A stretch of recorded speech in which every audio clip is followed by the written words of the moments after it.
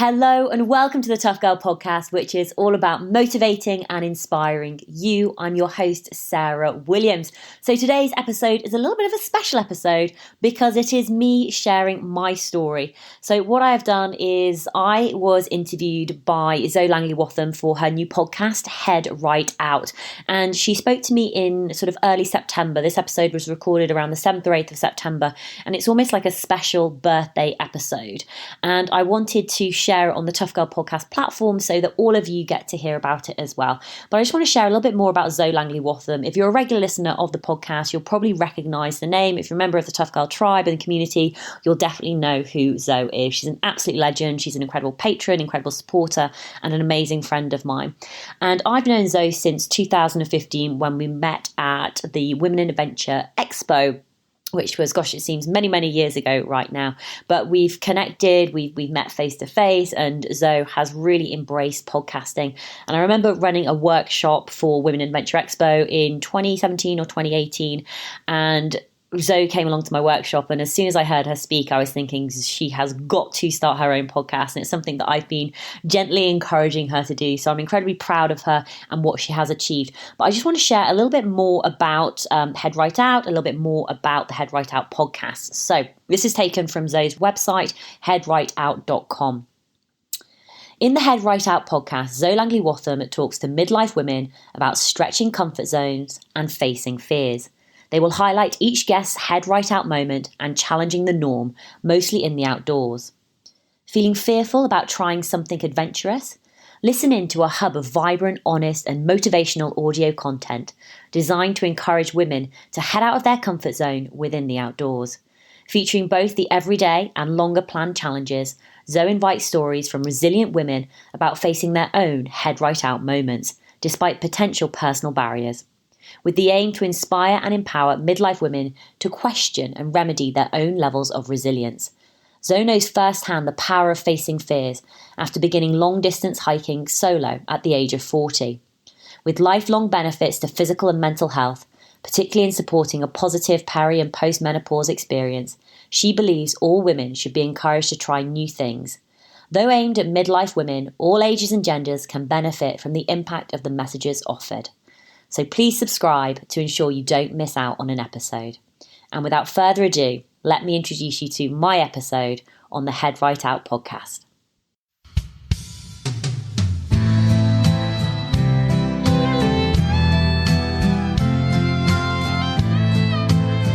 Well, hello and welcome back to the Head Right Out podcast. My name is Zoe Langley-Wattham and I am your host. This is a relatively new show, and I hope if you're here for the first time that you will consider hitting that follow button in your podcast app, because we need to get as many subscribers and followers as we possibly can to grow the show. I'm really excited today because we're going to be talking to Sarah Williams, who is the founder of Tough Girl Challenges and the host of the amazing Tough Girl podcast. It's a really powerful episode. And although we're two friends and we giggle a lot and we have a little bit of a chatter here and there, we do go into some deeper stuff. And Sarah gives some really strong messages of how to look at fear and how to reframe it. We discuss why so many women seem to be hesitant to adventure and where that fear might actually come from. And Sarah talks about her passion for wanting to set up Tough Girl Challenges and the podcast way back 6-7 years ago now. And I asked her about who her role models are, and that was a really fascinating part of the conversation. So I hope you'll stick with us to listen. Today here is a beautiful, beautiful day. It's September. It's the 7th of September, and we have just got the hottest weather at the moment. The tops of the trees are changing, and there's hardly a breeze out there. The canal is still. We've had some dog barking issues. So I will say, you might hear birds tweeting, and that probably isn't a problem. But if you get some interruptions partway through the recording, I apologise, because there was a bit of a dog pack issue out on the towpath partway through the recording. So yes, without further ado, I'm going to head off into the introduction.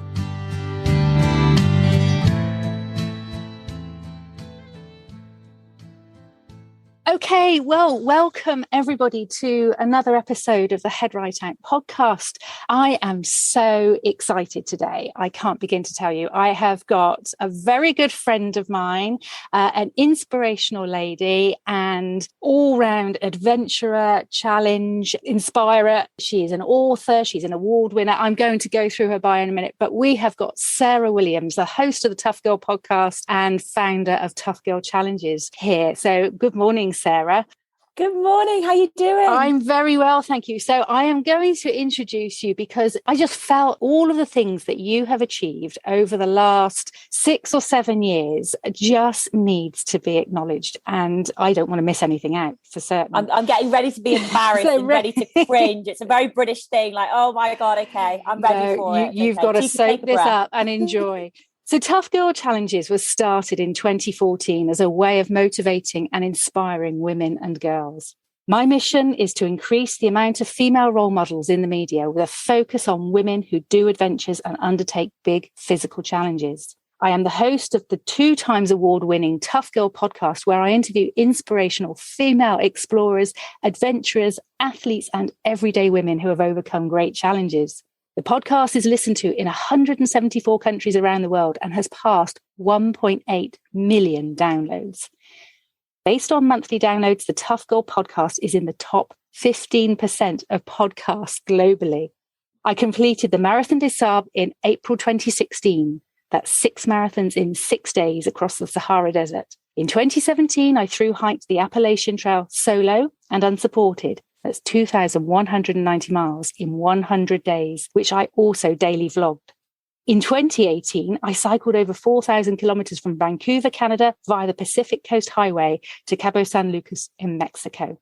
I have a master's in women and gender studies from Lancaster University, 2018, with my dissertation focusing on women, adventure, and fear. I'm a qualified yoga instructor and personal trainer, 2019. In September 2019, I walked the Camino Portuguese 675 kilometers from Lisbon, Portugal to Santiago de Compostela in Spain. And that was sponsored by Challenge with Cicerone. I ended the year by walking the Lycian Way in Turkey. In 2020, I started in Australia walking the Overland Track in Tasmania. And now, to celebrate the 6th year anniversary of the Tough Girl podcast, I am undertaking 6 UK-based challenges, the Tough Girl Adventure Series, also sponsored by Cicerone. And they include, and we're going to talk about these in a moment, the Anglesey Coastal Path, the South Downs Way, the Pilgrim's Way, the West Highland Way, climbing Ben Nevis, and walking the Great Glen Way. Wow. And you were smiling and we were like, yay. This is such a wonderful, awesome list of achievements. And I feel inspired. I have to say, Sarah, all the way through, I've been following you since we met in 2014. Or was it 15? I don't know. 2015. Anyway. Yes, 15. Yeah. That's right. Yes. And I've always found you to be somebody who inspires me. You're almost like a mentor from afar. And each time I see you developing and growing through these challenges and activities that you're doing and your masters in women and gender studies, that absolutely fascinated me because you are delving deeper into the area that you're interested in. So the area you're interested in, tell us more. What is it that I'm actually getting emotional. Like I feel I'm going to start crying soon. It's like, oh my goodness. So yeah, where does Sarah Williams come from? What is it that you're interested in? Why? Oh my God, the why, the big question.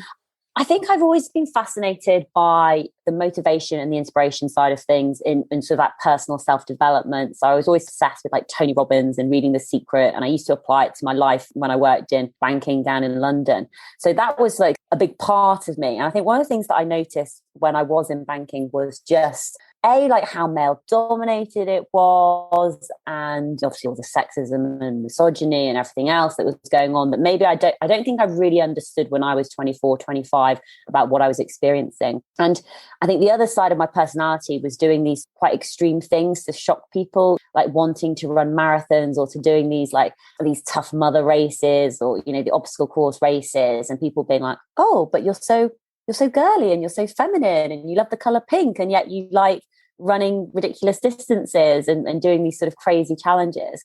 And I sort of realized in my early 30s that I needed to make some changes in my life. And obviously I'm more than happy to talk in more detail about that. But to cut the long story short, I ended up leaving my job in banking in 2013, didn't know what I wanted to do with my life, ended up going traveling, spending time in Australia, heading over to Kilimanjaro, to go and climb Kilimanjaro, spent some time in South America. And I think for the first time in a long time, I really started asking myself these important questions. What is your why? How do you want to spend your life? Like, what do you want the next 10, 20 years to look like? You know, when you are on your deathbed, looking back over your life, you know, what do you want to have experienced? And I'd never really thought about it so much. I'd always just been on this path and just following this journey and this route. Like I was on a river, but I didn't know where I was going. I hadn't really thought it all through. And when I was over in South America, I finally got this time to think and reflect and to really dig deeply into these subjects. And for me, that involved like a lot of journaling, a lot of writing, and to be honest, a lot of like internal self-reflection, which sounds wishy-washy, but many people don't spend that time getting to know themselves. And I asked myself those questions. And for me, it was about this travel and exploration, and it was about challenging myself, and it was about adventure. But on the flip side of that, it was the motivation and the inspiration. And I wanted to encourage other young women and other girls. And I knew that I was very fortunate. You know, I've always been a confident person. And when I was 18, I went traveling, a lot of it solo by myself through like Southeast Asia, Australia, New Zealand, and Camp America. And I think that really sort of helped me positively in the business world. And I remember just interacting with a lot of women who maybe didn't necessarily have that confidence to go after things. And I couldn't really understand it. And I wanted to help them to take that next step, to be more confident and to embrace challenge and to, you know, to say yes to different experiences. Because I've never had a problem of saying yes. Like, you want to go traveling? Yes. You want to bungee jump? Yes. You want to, you know, jump out of a plane and skydive? Yes. Like I would always say yes and want to experience these opportunities. And that's how Tough Girl Challenges came together. It was, you know, my love of adventure and challenge and wanting to inspire women and girls. And it's definitely been a journey as it's evolved. Like I'm sure I've mentioned, you know, I started initially blogging and, you know, nobody read my blog, not even my mum, because she wasn't even technical. And, you know, as I went on and did more things, I eventually started the podcast and started sharing more voices and started taking on more personal challenges like you read out. So it's definitely been this very sort of long and winding journey. And I almost want to say at this point as well, I almost hate for people, it's very easy, I think, for now for people to look at my life and just be like, oh, it's easy for Sarah. She's off doing these adventures and challenges and she's being sponsored and she's got these millions of downloads. But actually, I started with zero. You know, I didn't know anything. I built my website. I didn't know how to podcast. I learned it all on this journey over the past 7 years. And it's been 7 years of consistency, 7 years of hard work, 7 years of dedication, like, you know, the ups and the downs and the setbacks and the obstacles and the challenges and the barriers and the sacrifices and everything else that's gone on that maybe people don't necessarily see. So it hasn't always been this smooth journey of just like, oh, I want to become an adventurer and a motivational speaker and, you know, travel the world and do adventures. So I think that's what's always struck me about you, Sarah, is that your commitment, your absolute drive and commitment to what you do and what you believe in is there. You show up every day. There's never any, oh, I don't feel well today, or I'm too tired, or if there is, you tell us on Instagram stories, which is great. But you still, I'm having a pajama day. Yeah, that's right. But you still show up and you are still so committed. And I think those 6-7 years of hard work is absolutely clear. You know, you don't get to where you are now without having worked through that. What I'm interested in actually is that you said you've always been resilient, you've always been confident. Maybe you didn't say resilient, but you said you've always been confident. Now, you worked in a very male-dominated environment in banking, I'm assuming. And did you find that toughened your resilience, your mental resilience, or were you already resilient prior to that? I think to be honest, I think it almost broke me. Like, really? Yeah. Like, I think I was confident. I think a lot of it had to do, you know, with my parents, like being part of sporting teams. You know, I was privately educated, and there is something about privately educated. You do just build the confidence and the network and the connections with it. And I think traveling solo really helped me. And I would think to myself, so if I was in a tough situation in like a business meeting or whatever, and it's just me, youngest female, everyone else is male, white, in their 40s, and I was thinking I'm going to have some difficult conversations, I'd always reflect back and think, Sarah, you can handle this. You traveled the world when you were 18. You can handle this. And I don't like stuff like that. So it was always sort of building on experiences and everything else. But I think my resilience and my toughness did almost break me because I couldn't understand why I wasn't happy when I was giving it my all. And from the outside, everyone else thought that I should be happy with what I was doing.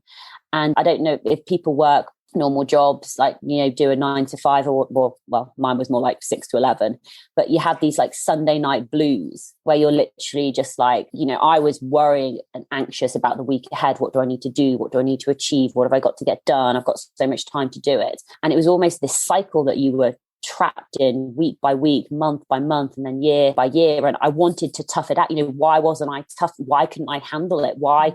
To be honest, I felt like a massive failure when I left. I thought, I obviously can't hack it in this world, but it was more about, I suppose, my mental health. Like the more I reflect, I think as it's further in the distance, it's easier to look back with more of a sort of discerning eye and be like, actually not. I was really very, very unhappy, and I'm so glad I left. I just don't know where I'd be. So yeah, I think it almost broke me. Did you, in going off, because you then decided to travel, you must have had a period where you were almost making friends with yourself or refinding yourself, because you just said that you felt like a failure. You were mentally broken, but you had come to feel like you were a failure because you weren't meeting whatever you were supposed to be meeting. That was just completely impossible.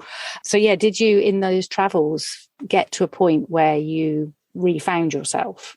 I did, but it probably took me until after the Appalachian Trail. Okay. I know that sounds like a really long time. So I left my job in 2013. It wasn't until probably the end of 2017 where I don't know, started to sort of accept myself. And I think the key reason for that is that deep reflection time that I got on the Appalachian Trail, being out in nature every day, wild camping night after night, not showering for 9 days, pushing your body, really physically very, very hard. But also it was this quality time to really think, because I was still reflecting on myself. And I think I definitely, after I left work, I felt so lost. Like, what am I going to do with my life? And I didn't have a purpose. And I think for me, figuring out the mission with Tough Girl Challenges, to motivate, inspire women and girls, I suddenly had this very clear picture of the mission of what I wanted to do, what my purpose was going to be. But getting to know myself and really know myself, like, what am I actually like? What drives me? What are the previous experiences which I needed to really reflect back on and really do a lot of deep self-analysis, to be honest. And I think sometimes this can be a very scary thing, because a lot of people don't like being alone with their own thoughts and having to actually process it. For me, I found it just empowering, where walking every day, just letting these situations ruminate through my head, and how I responded, how I acted, things which had happened to me, which had impacted on me, and made me feel upset or unworthy or worthless or like a failure, and managing to work through all of that and get to that point. And this will sound wishy-washy, but where I know myself, I love myself, not in that arrogant, I love myself, but as in deep down, like, I know my value, I know my worth, I know what I'm doing, and I'm just very comfortable being me, and being very comfortable, I suppose, as well, with the decisions that I have made and embracing them. And because there was this element where I was embarrassed by what I was doing. What are people going to think of me? What if I fail? What, people are going to judge me, because I used to have this high flying career, and then now I'm suddenly sleeping in the woods, and I want to be an adventurer, and I want to be a motivational speaker. And I was worried and scared about other people's judgments. But now I've got to that point where it's like, other people's judgments of me have actually nothing to do with me at all. And I'm the one who's got to live with myself. So it took a long time, but actually the Appalachian Trail was really key for that. It's like those 3 months of walking and deep thinking and processing was really powerful for me, like cringy as it is to say, but life-changing, really a life-changing experience. That is profound. That is absolutely profound. And because I don't know about you, but I had never experienced that level of solo company. That sounds bizarre, but that time with myself when I was walking my first long distance walk, and that time with yourself is completely something that you haven't experienced before, and you don't realize at the time perhaps that you're going to come away feeling differently, acting differently, with a different perspective on your life. And like you say, it's those deep analytical moments. I found I call it my outdoor medicine now, but I find that time in the outdoors is massively helpful for problem solving. So if I've got something that I'm trying to figure out, my head's not clear, or I'm writing and I'm not quite sure what I'm going to be writing next, I can just go and walk and just keep my head empty. And then all of a sudden those answers will just filter through. And it's the longer walks that seems to happen on, not the going out for a day, although it is still helpful, but it's the longer walks that is the real deep dive in. And it sounds like that's what the Appalachian Trail did for you. Oh. 100%. I totally agree. Like the outdoor medicine. Yes. I almost want everybody to experience this, like go on a long distance walk, multi-day hike and adventure, and just be alone. Know that you can survive and get through it. It's because it's so empowering. And that's how you build that confidence, knowing that you can go out there and look after yourself and you don't need to rely on anybody else. You've got the tools and the skills to do it. Wow. Yeah, absolutely that. So why are so many women in particular, do you think then, scared of trying adventure, going on an adventure? I know you've perhaps touched on this area in your master's as well. I'm keen to know where the fear comes from. I think it starts from a really young age, actually. It's sometimes drilled into girls, protect yourself, don't go out there, be careful in the dark, don't do this, don't do that. And it's almost like these micro aggressions, these micro comments. Like I still get comments now like, oh, aren't you scared of doing it by yourself? And oh, this is like walking in England or something, or going traveling. And so people's comments can get into your head, and people don't realize that you're almost like socially conditioned from quite a young age to behave and act a certain way and not put yourself in these like risky, challenging situations. And it's really difficult to be strong enough to break out of that mold. And that's not to say that I'm not scared when I go on adventures and challenges, because you do have to follow your gut instinct. But men just don't understand this. But as a woman traveling, when I even on, where was I? I was on the South Downs Way, and I was looking for somewhere to wild camp, and a guy had walked past me and then he'd walked past the other way. And I'm now in my head thinking, well, I can't stop now. I've got to keep on walking. And so he's ahead of me. And I filmed him because I thought, well, I don't know who he is. So I ended up filming him from behind so people would have a record if something did happen. Like, this is what goes through my head. I had to keep on walking. He pulled to the side to fiddle with his shoelaces. Then now I'm ahead of him, which to me felt like this psychological game. So he's behind me. I can't stop walking. I've already walked 20 miles with a heavy backpack, and now I'm having to like speed up, go faster, to get ahead. And there's this constant awareness that you need to have. Like even in when I was cycling down Pacific Coast Highway and in Mexico, I sort of met two guys and ended up sort of cycling a little bit of Mexico with them, and it was this mental relief, because suddenly like men weren't looking at me, or I wasn't having to analyze, like everywhere I stopped, looking around, to see, right, well, who's in there?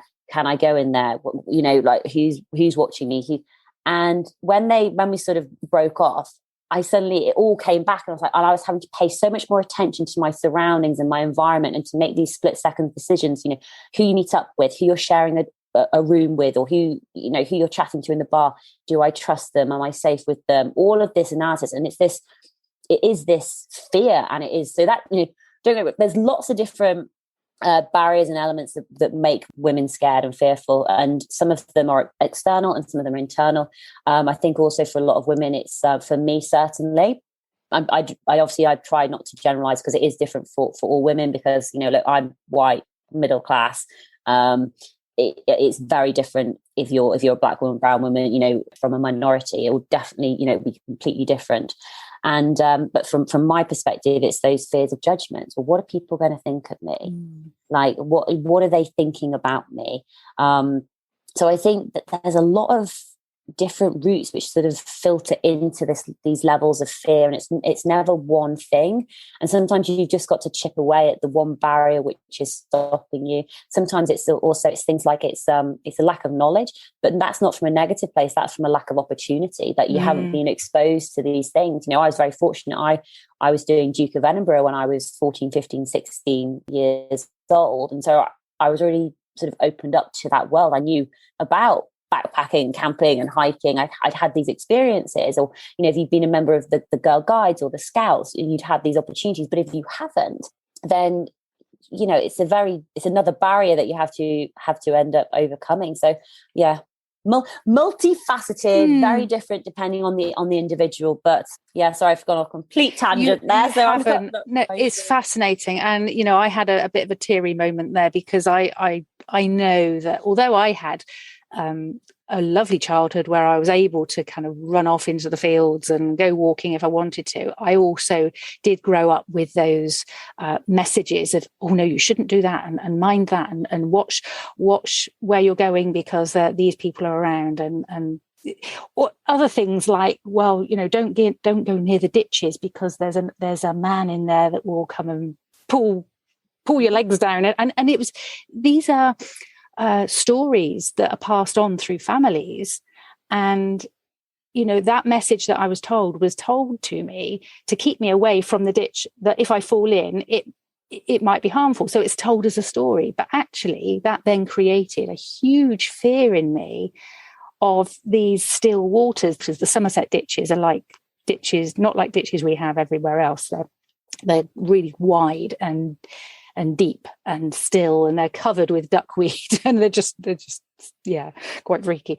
But so yeah, that has only been recently that I've realized that's where that fear comes from. So yeah, these messages are very powerful, and we don't realize what we're doing with our children when we tell them. Even with little girls, like, well, don't get dirty, don't do that, they're just treated differently than little boys, which were maybe encouraged to take on more risks and more adventure. Absolutely. So do you have a role model yourself, Sarah, somebody that you look to for inspiration or for advice? And I mean, it might be a physical mentor, somebody that you speak to on a regular or ad hoc basis, or it might just be somebody that you follow in the media or in social media. Is there somebody that gives you inspiration? Because you are massively inspirational for us, but who inspires you?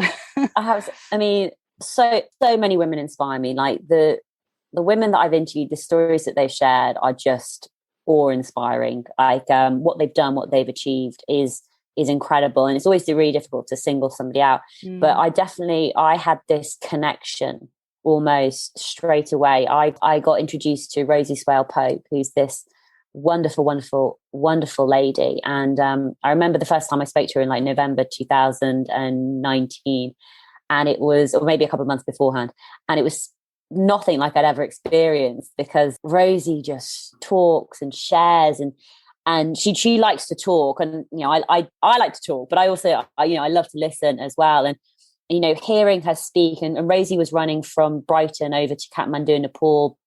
At the time she was 73, 74 years young, and she's run around the world, and she's done all these crazy, amazing adventures. And we just really connected listening to her. And I think I was just so inspired by Rosie's life and what she'd done. And you mentioned the Lycian Way. So I was out in Turkey at that time, and I finished the Lycian Way, and Rosie was in Istanbul. So I was with my friend Kat, and we went and met Rosie. And it was just this, I don't know, it was like meeting like a kindred spirit, and just somebody who's just so full of love and joy and optimism, and her way of living, her way of looking at the world, and how she had we went on this night out, and she sleeps in this little cart called like Ice Chick, and she leaves her trainers outside, and in the morning she woke up and she messaged me saying, "Oh, Sarah, somebody's stolen my trainers." And obviously she needs her trainers to run.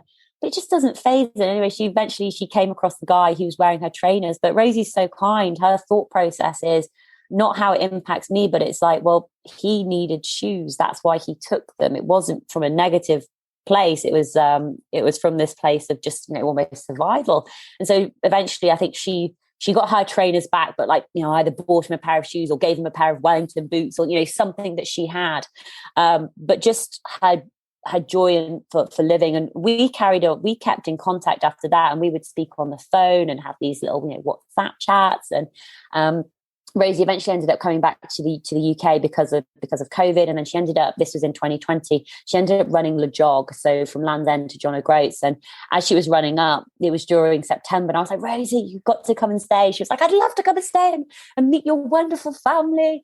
And so she came and stayed for my birthday in was that last year? Yeah, I think it was last year. Yeah. And so Rosie came to stay, and she's met my family, and she's just this incredible woman who's just amazing. So we do have these regular conversations, and I did another Facebook Live interview with her. So she's just an incredible role model. And I think part of that is because I want to be that fit. I want to be that healthy. I want to be that strong. I want to be that resilient when I'm in my 70s. That is the type of life that I want to be living. And she's just somebody, I'm probably just saying the same things over again because she's so inspiring.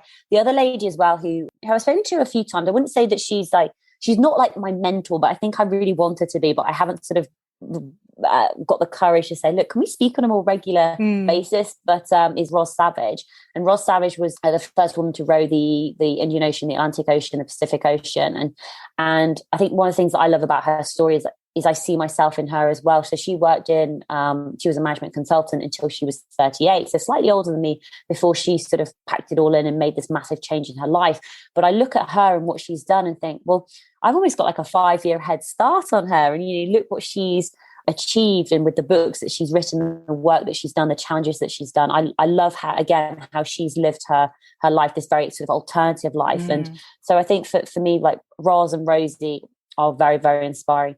Definitely sort of role models, but actually I wouldn't say that I've properly got a full-on mentor, but it is something that I would love to have. I almost feel as though, not that I'm breaking new ground in this area, but because we're almost with the podcast and the adventures, podcasting is so sort of new and niche. There's sort of nobody else. I mean, there are other people doing it now, but there's nobody sort of I don't think who are ahead of me. And I don't think I know it's not a race and it's not about comparison.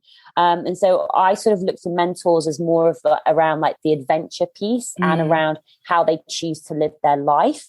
But yeah, I'm so lucky because my social media is amazing. I know there's a lot of rubbish that goes on in social media, but mine's just full of these amazing women, all women doing challenges and adventures and cycling and swimming the English Channel and doing sailing and running and planning and preparing. And it's just this massive inspiration fest where it's just oh, that sounds good. And oh my goodness. You get so much from watching them do that. Yeah. And so just filling your social media with those sort of people, not the people that are hanging their dirty washing out, on the line.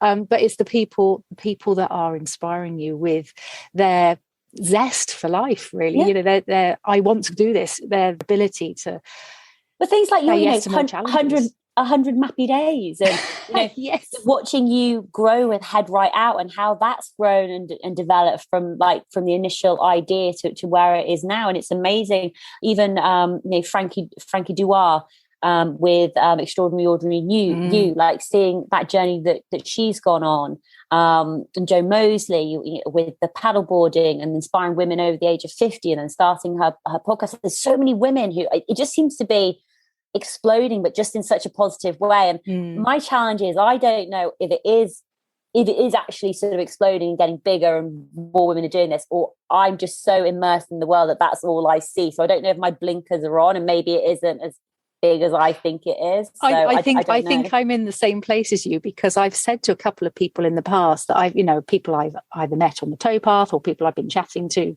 elsewhere, and I said, oh yeah, it's these really famous people, or this really well-known woman that's doing XYZ, Rosie Swell Pope, for example, and they say, who? It's like, what do you mean you don't know her?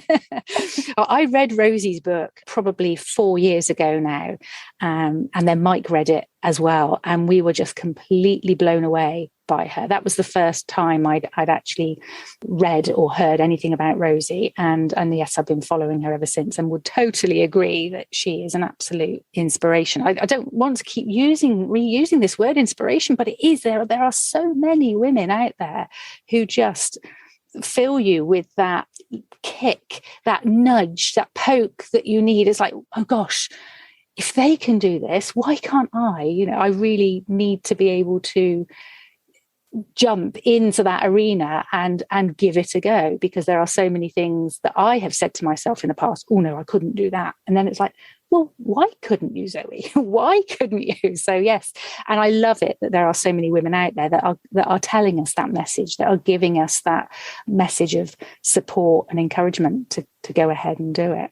I can say, I think this is the power of women's voices, because for so long, especially with it's always the power of the internet, because for so long with mainstream media, the radio, the TV, the newspaper, what we were exposed to was who had the power and the control of the mainstream media, which was white men. And so women's voices weren't being heard, their stories weren't being shared.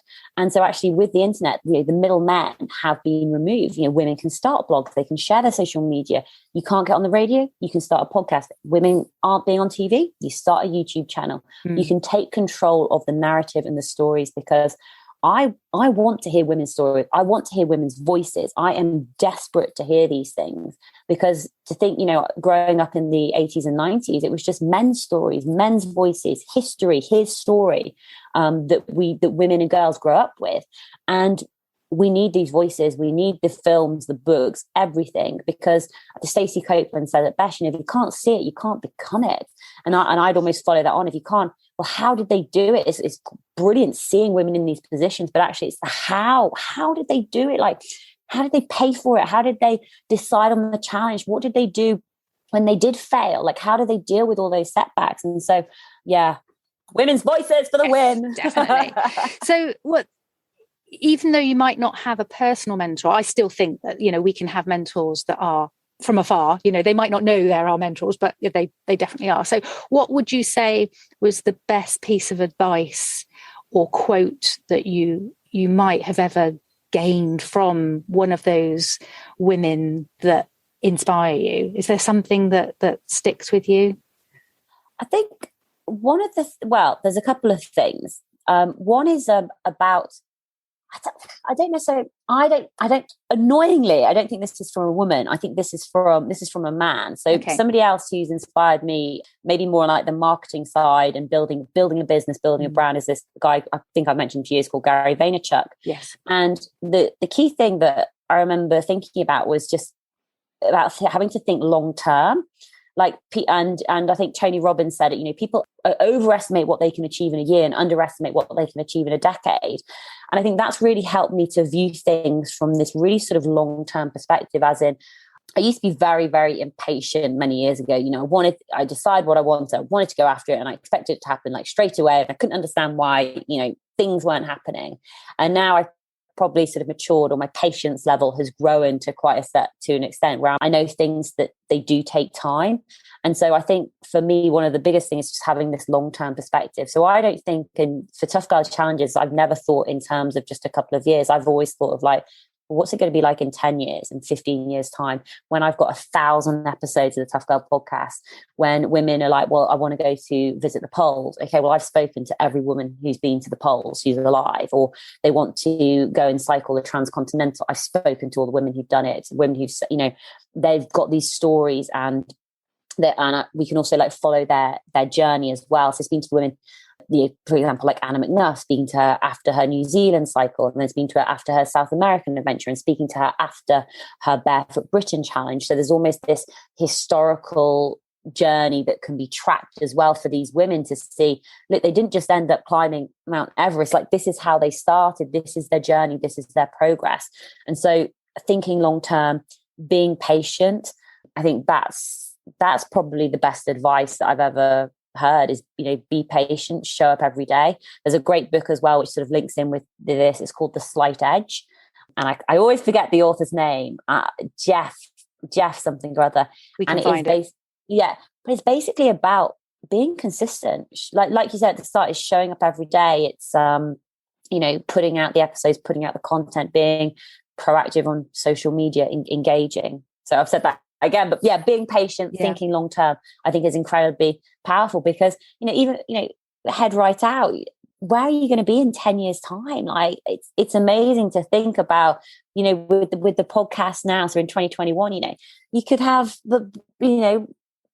I'm trying to do my mental math, one episode a week. Like you could have 500 episodes out. That's more women that you've connected with and shared with, and more stories that have been told, the more voices that have gone out there. And I think that's sometimes what keeps me going, is that thinking long term, and also thinking about like the legacy I want to leave behind. So that legacy, what you were saying then, it's, something just clicked in my head, and it wasn't the word legacy, but it was like library. It was wealth of information. You're not just inspiring the women of today, it's the women of the future.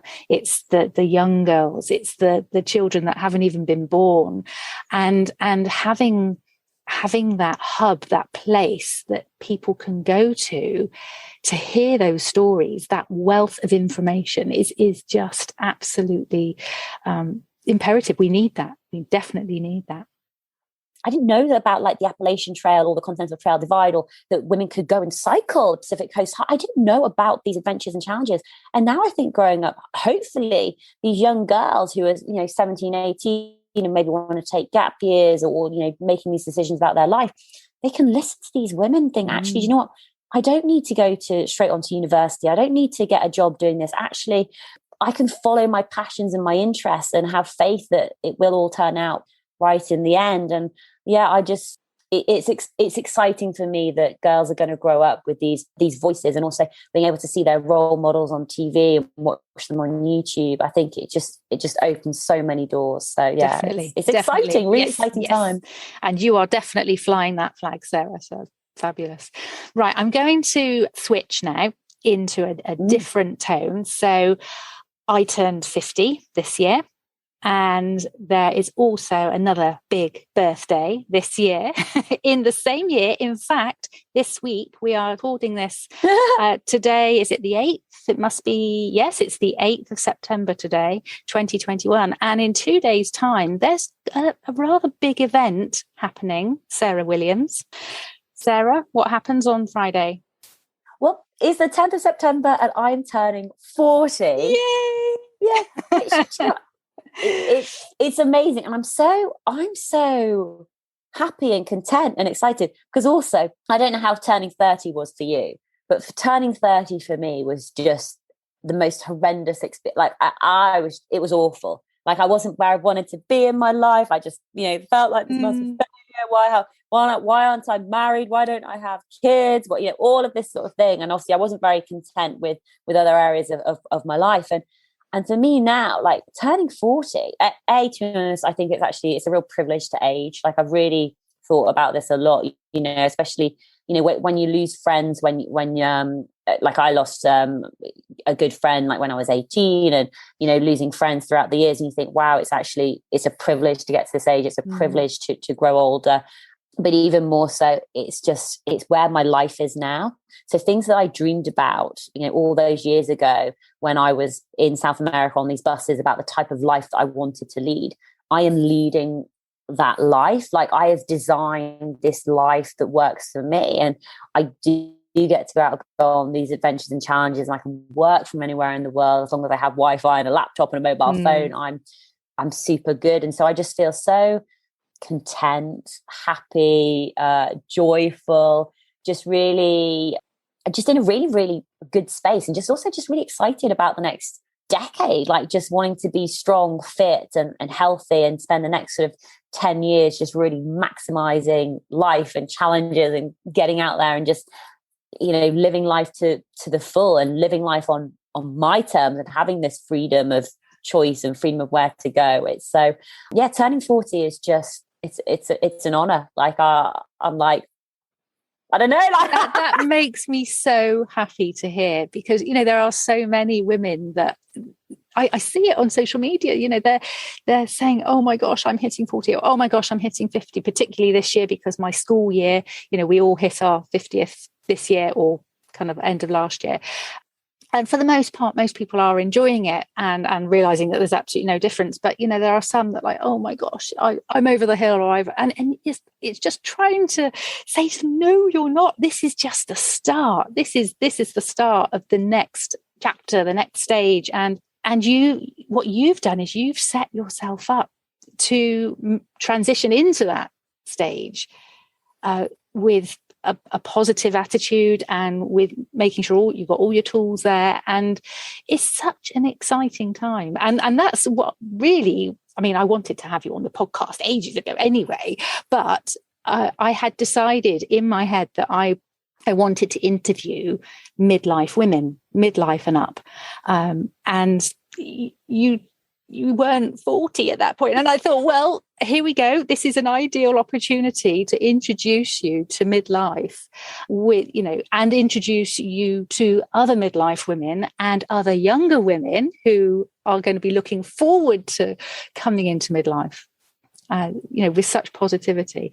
So yes, happy birthday in advance. For Friday. Thank you. So let's talk about then what you've been doing for the last couple of months, actually for the last month and coming on into September. So I know that your series, your adventure series, is to celebrate the 6th birthday of the Tough Girl podcast. But I'm assuming it's kind of around your birthday as well, to help celebrate your 40th birthday. Would you like to talk? Well, I've got something else for my 40th, which I haven't shared, but I can share that with you. Oh, that's exciting, a nugget. It is. It's a real gem, actually. But also, wouldn't it be amazing if when we speak again, maybe in like 10 years' time, when I'm turning 50, to be able to reflect back on like the next sort of 10-year journey? I think that will be so exciting. We'll aim to do a birthday bonus every 10 years. Yes, that would be incredible, because it would just reflect on the journey. But the Tough Girl, obviously 2020 was just such a tough year, and I very fortunately I started my year in Australia walking the overland track, and then in March I literally flew back into the country before everything sort of got locked down. And so there hasn't been any travel and adventure for me for obviously quite a long time, and for me, I wanted to be double vaccinated. I wanted it to be more appropriate for me to go and travel and adventure. And a part of my way of coping was planning adventures and challenges. And I was looking around like the UK of the different walks and the national trails. And there's a huge amount to do, especially in the UK, with even if you're just walking and cycling and everything else. And I've been thinking a lot about, I haven't really adventured that much in the UK, because as you probably know, I hate the cold weather, and our UK summers are sometimes not the best. You have like 4 days of sunshine, and then it's like rain and grey skies. But it all came together. How did it come together? Well, actually, it also links to Rosie, because I've been invited to this running festival called Run Fest Run, which was down in Winchester. And Rosie, when she's not traveling, she lives on like the South Downs Way. And so I was thinking, wouldn't it be lovely to catch up with Rosie on the way? And then I was thinking, I could walk the South Downs Way. That would be pretty great. And then I was just Googling around, other walks in Winchester, and it came up on on the Cicerone website about the Pilgrims Way. And that goes from Winchester to, I was going to say Eastbourne, but it's not, to Canterbury. And then I have a friend in London who I wanted to catch up. And then I realized, my auntie, she lives in Guildford. And so that's literally on the way. So, things start, I believe in like serendipity, when things start to fit together. And I've been wanting to do a walk with another girl called Alex Mason, who's a phenomenal adventurer and hiker. And we've been in contact for many years, but never actually met. And we were talking about doing like walking the jog in April of this year, but timings didn't work, and COVID was still like all over the place. So that didn't come across. And so I just mentioned to her, I was like, hey, I'm thinking of doing the Anglesey Coastal Path. Would you be free? And she was like, yes.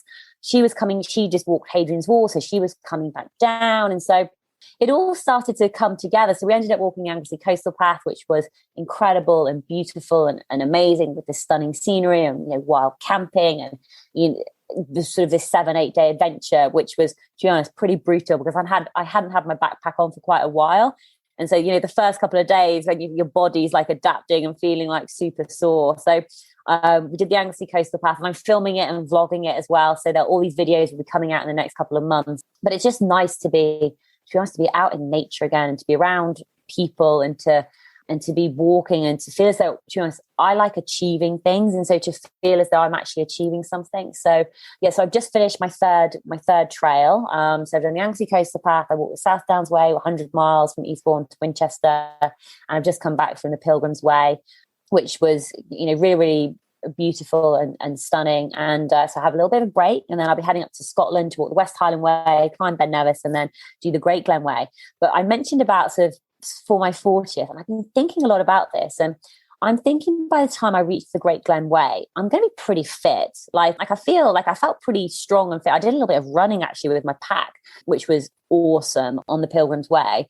And I was thinking, well, the Great Glen Way is basically 78 miles running from Fort William over to Inverness, and it's pretty flat. And I was thinking, well, maybe when I finish that, I've got two options. And I'm always, actually, I'm going to talk about them because I think it's a powerful way of getting the story out there. I was thinking, could I do the Great Glen Way in a day? Could I, when I say a day, I mean like continuously. So just start at like 4 or 5 in the morning and just see how long it takes me to walk 78 miles. So that was option one, which I don't know is just ridiculous because the longest I've ever done is when I ran like 52 miles on Marathon des Sables. And then the other option I was thinking of is, wouldn't it be awesome to maybe do 40 miles? Like that's, I don't know, that seems more attainable, maybe a little bit more realistic. And then to celebrate my 40th birthday, walking 40 miles on the Great Glen Way. This is after I will have already walked it in one direction. So I would have finished all the 6 challenges. This is just for fun. An extra. Even more, an extra. And then I was thinking, well, I could try both of them. So I could say, start with the 40 miler, see how I get on, see how my body's doing, and then see if I'm like, okay, let's just push on. Just go for it. And, well, it's like an ultra marathon. Yeah, just go for it. It is like an ultra marathon. Yeah. And there are people who walk ultra marathons. Continuous, yes. I that sounds amazing. And I don't see any reason why you won't be able to achieve that. Why shouldn't give it a go? Yeah, definitely. Well, the challenge is more, it's having the backpack because my backpack is I've got pretty lightweight equipment because I'd have my tent and sleeping gear and all of that sort of stuff with me. So it wouldn't properly be fast packing, but as long as my food wasn't too heavy and I kept my water weight down, would you be able to get regular water on the way? Would you consider doing it supported? Not? Or do you want to do it unsupported? Do you want to just go back and carry on? I want to do it unsupported. I don't. Yeah, I suppose I just don't like having to rely on other people, if that makes sense, where it's just like, I want it to be about me, like just me having to figure this out and having that internal battle, like, oh, Sarah, your feet are hurting and you're in pain, like you should stop, put your tent off. And then the other Sarah sort of say, no, carry on, you're committed. Walk the 40 miles and then finish it. It's like, oh, how are you feeling? Check in with myself and then carry on. So that's what I'm thinking, because I need to go back to Fort William anyway. So, yeah. The dog's barking again. I don't know what's going on out there. It's like, it's a pack. They're excited. They're excited about my challenge and adventure. Excited about your adventure. I think they're hounds. They look like, yeah. Oh, I can hear them now quite, yeah. I mean, we normally get interruptions with a dog barking, but this is like a pack of them. But yes, I think they're hugely excited about your plans. I think that sounds wonderful, and it's got to be something that you can. They're gone. It's got to be something that you can just go with and say, right, I can do this. And then at the point where you think, actually, do you know what? No, I can't do it anymore. Like, as you said, you can then battle, you can negotiate, you can self-coach, you can talk yourself through. And I think that's, as we both know, that's where the biggest learning in our lives happens. And we could say that Sarah Williams has done X, Y, Z and ABC, over the last 7 years of challenges. What more has she got to challenge herself with? But we have always got things to challenge ourselves, haven't we? And I think that's what I've learned, is that there is never an end to raising that bar and challenging yourself and seeing how far you can go, just stepping just that little bit further beyond what you're capable of each time. And I love that you, having completed all these 6 challenges, when you've done it, are still looking to make that challenge stretch a little bit further, just to see what you're capable of. Okay, so this is fabulous. I am kind of thinking that we need to wrap up a little bit now, but there's some things that I want to ask you, and one of them in particular is, what do you fear? Because Sarah that I know is resilient. She is confident. She's a go-getter. I'm going to do this. I'm, come what may, I'm going to have a go at this and just see what happens. But are there things that you fear? And if so, how do you deal with them? It's such a good question. And I do think about this a lot. And I don't know if I necessarily have fears, or it's more like I just have very strong dislikes. So I hate being cold and wet, but it's not a fear of mine. Like, because I've been cold and wet and I know I can handle it. I just really dislike it and find it very unpleasant. It's not something that I would ever choose to do, but like on the Anglesey Coastal Path, like it rained 4 out of the 7 days or whatever. What do I fear? Like, I don't know. And I don't know if that's not a good answer, because I don't think there's anything that I necessarily fear. Like, I mean, there's things which I've thought about, but then I choose not to think about them anymore. Like, I'm fearful of being in a situation, like a natural environment situation that I can't control. So being caught in a fire or, being in an avalanche type situation. Yeah, I think it's in terms of things which you're in the wrong situation at the wrong time. For example, if you were at, Everest Base Camp when the earthquake happened, I think, but again, am I fearful of that? Because also that's something I don't have any control over. So there's no point being fearful of something I have no control over. I don't think I have a good answer to this question, because I don't think I'm necessarily fearful of, not of anything. I'm sure I am, like fear, but no, sorry. That's okay. I think actually what you've said, Sarah, makes a lot of sense, because it might be that you're not fearful. What you're doing, you've reframed what would be fear for other people. You've reframed it as something else, and so you ignore it, or if you can't change it, because, for example, some people might not choose to travel to a country where earthquakes happen a lot because they don't want to get caught up in an earthquake. But if you're going to do that, you might end up not going to Japan or San Francisco, for example, because there are, records of many earthquakes there. But you're saying, well, actually, it's not in my control, so therefore I don't worry about it. So your reframing of that fear means that it's no longer a fear.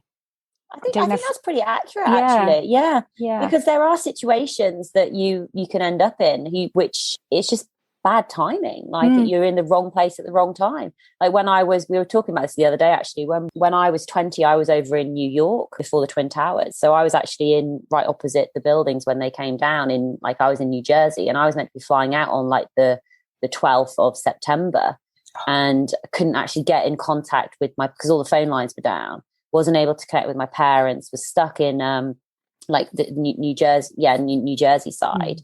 Like, what do we do? And I think I was too young to really sort of understand it, but that's wrong time, wrong place. Like, and you've got no control over that. The only thing you can control is like your actions, maybe like around this, how you respond to the situation. Sounds to me like you've got a good toolbox. You've got everything, all the equipment you need in there to handle what life throws at you, and I think that's really healthy.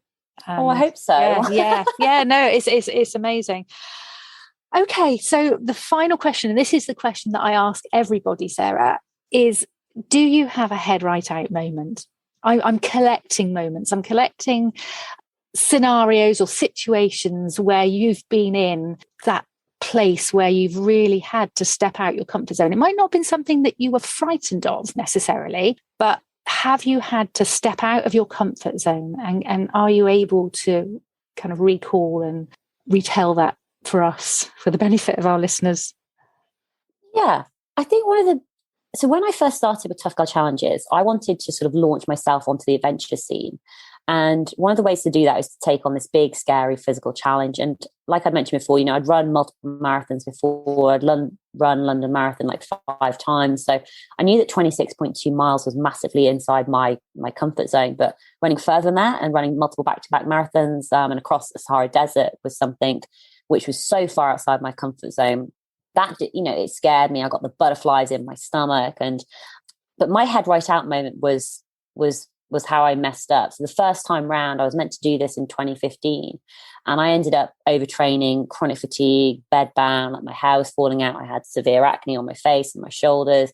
My weight was dropping. My left eye was deteriorating. Like I'd had like a panic attack. Like there was a lot going on sort of health wise. And I was still thinking that I'd be able to go ahead and do this race. And you have to get like an ECG done, and you have to get a doctor's note and a sign off. And it was literally like, you cannot do this race. Like you are not well enough to do this race.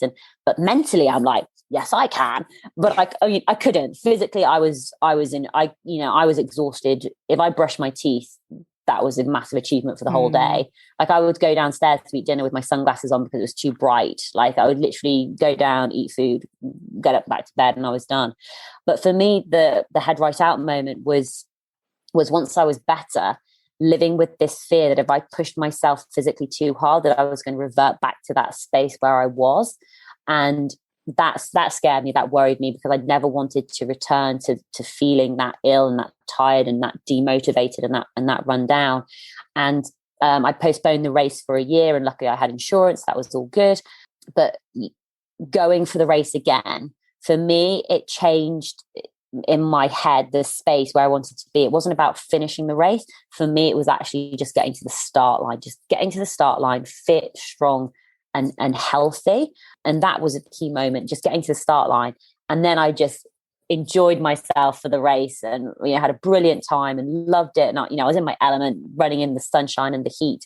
But it was also finishing the race and getting the medal around my neck. That was another drawing a line in the sand moment, whereas I think I'd proven to myself, well, Sarah, you stepped outside your comfort zone. You headed out there. You got yourself in that mental space where you could do it. You did push your body. You pushed your body hard. You ran multiple marathons. You ran that 52 miles in a day. And actually, you're not broken. You're still fit. You're still strong. And actually, this is your new starting point. This is your new life that you want to build. You can do big physical challenges. And so I think those were really probably those two moments, like that first initial failure almost, and then having to step up again to put myself back in the same situation and feeling that scared and worried about what if I do revert back, and then not reverting back and accepting that actually I can do this, and being, I know, just really proud of myself and just thinking, yeah, do you know what? I've done really well in this situation. And this is my, cheesy as it sounds, this is my new life. This is my new way of living. And it's just exciting and wonderful and joyful and yay. It sounds pivotal, absolutely pivotal, that moment. And I think what I've learned over the years now, particularly in teaching, is that those moments of, I don't like saying failure, but those moments of where things didn't go as we planned are such massive learning stages. And so many women and girls don't want to face those. They don't want to be in touch with that failure side, that they don't want to feel like it's all gone wrong. But those are the most important times. And what you've just recounted to us is that is a building block for success. And so many times, we have tried to do something and it's not gone the way we wanted it to. We have then just gradually built up to a place where we can, because we've then got the knowledge. And you had the knowledge about your body and what you were capable of, and what you knew you shouldn't be doing with the overtraining it's an amazing story. And I love that story of the Marathon des Sables training, first time round and second time round. So thank you so much for sharing that. Well, Sarah, we've come to the end of our conversation. I'm sure let's keep on talking. We probably will after this, but I'm sure there's going to be a lot of women listening to this that would love to know, if they don't already know you, where they can find out more about you. Where should they go? Oh, please go and visit toughgirlchallenges.com. It is basically the main central hub.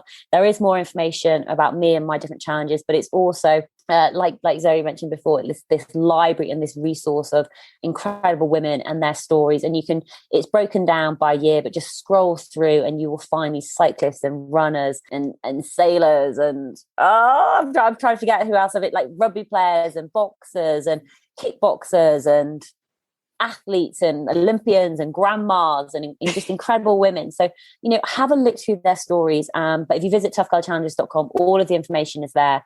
New episodes of the podcast go live every Tuesday and Thursday at 7 a.m. UK time. So if you follow me on Instagram at Tough Girl Challenges, you will literally be bombarded with amazing women doing awesome challenges.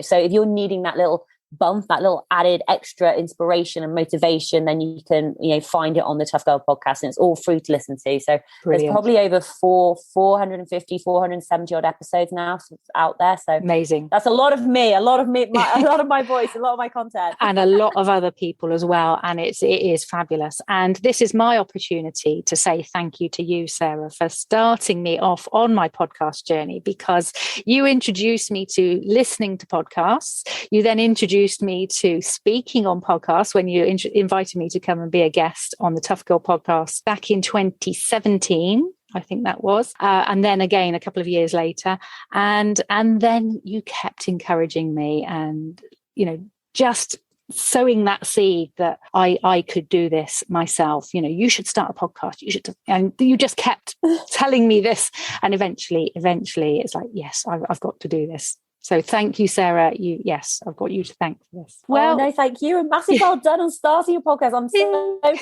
proud of you. I was just say, I always remember I ran that workshop in 2018, and I remember hearing you speak for the first time, and I was literally just blown away by your story and your voice and your storytelling. And even then I was thinking, you have to start a podcast. Oh, bless you. Thank you. Well, Sarah Williams, thank you so much for coming on the Head Right Out podcast. I nearly said the Tough Girl podcast then. and have a very, very happy birthday on Friday. Happy 40th. Welcome to midlife. You are going to absolutely smash it, I know. Oh, thank you so much. It's been awesome chatting to you, and just so much fun. And bring on midlife. Like, oh my God, I'm excited. Yeah, fabulous.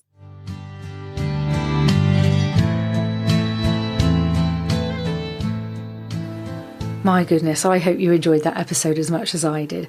We had such a blast talking, and when Sarah and I get together, we always chat a lot. And yeah, it just felt so fulfilling and so rich to be able to go over some of those things with her. Now, apologies for the sound quality. This is the nature of living on a narrowboat. We do get disturbances from time to time, which we can't help.